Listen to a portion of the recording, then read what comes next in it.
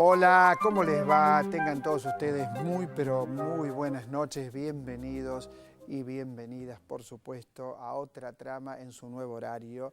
Así que los saludo con mucho afecto porque sé que siguen el programa permanentemente y hace mucho tiempo.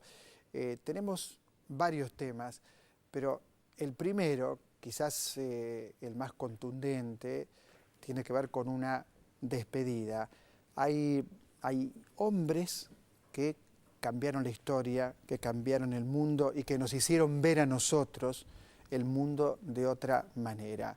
Me refiero al querido y que lo vamos a recordar siempre y que lo vamos a tener siempre en el corazón cada vez que hablemos de libertad, cada vez que hablemos de lucha contra la discriminación, cada vez que hablemos de la voluntad de un hombre que después de haber estado 30 años preso por regímenes autoritarios y violentos, que después de haber sido torturado, conservó intacta la pasión por la libertad.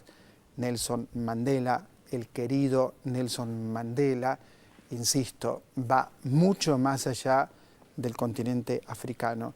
Es un líder mundial que nos va a acompañar siempre.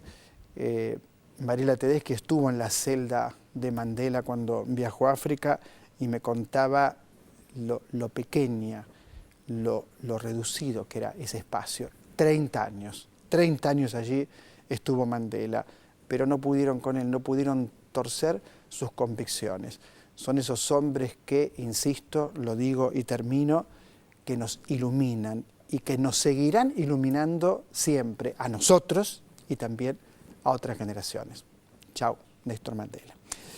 Cambiamos de tema.